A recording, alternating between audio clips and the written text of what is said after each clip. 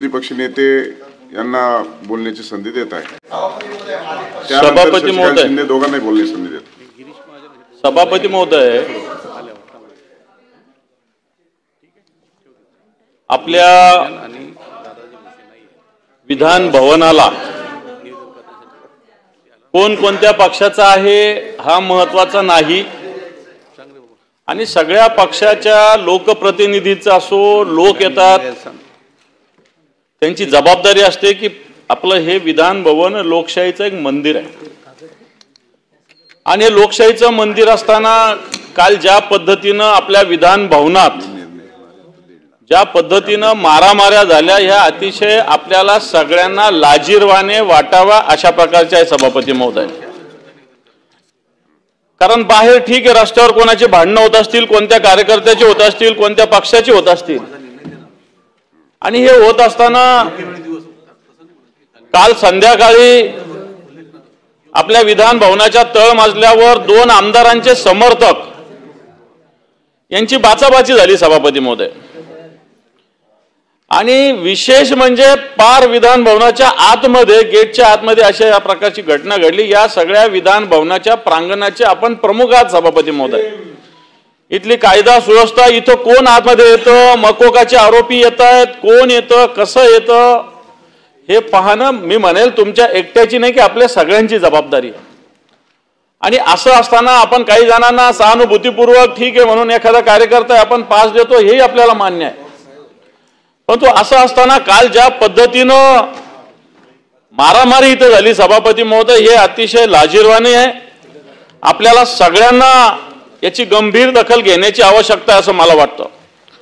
आणि याच्यामुळे आपल्या ज्या संसदीय परंपरा आहे, कारण या सभागृहाला ज्या पार या विधान परिषद तर डॉक्टर बाबासाहेब आंबेडकरांपासून गप प्रधान असतील, शरद पवार साहेब असतील, असे सगळे, मग या विधान भवनामध्ये मृणालताई गोरे असतील, रामभाऊ माळगे असतील, रामभाऊ कापसे असतील, अशा वेगवेगळ्या परंपरा आहे।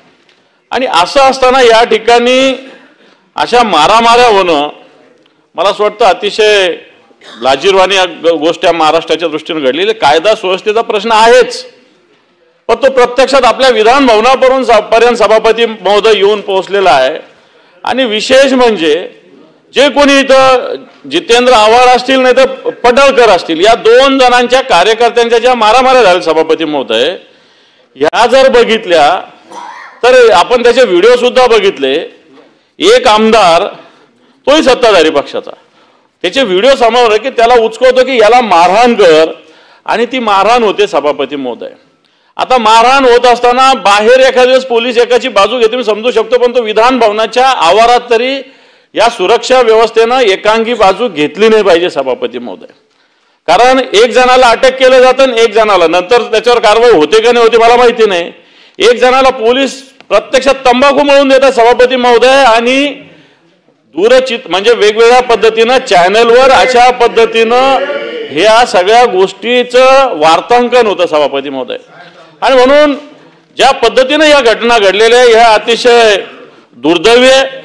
आणि म्हणून मी आपल्या माध्यमातून आपल्याला विनंती करतो की खऱ्या अर्थानं हे विधान भवन सर्वोच्च या महाराष्ट्राच्या हिशोबाने, महाराष्ट्राच्या हिताच्या दृष्टीनं, आणि या विधान भवनाचा जर कायदा सुव्यवस्थेचा प्रश्न निर्माण होत असेल आणि हे प्रश्न आपलेच आमदार निर्माण करत असतील, जे विधान भवनाचे विधिमंडळाचे सदस्य कोणत्या सभागृहाचे असतील, मला असं वाटतं या कारवाया होणं अपेक्षित आहे।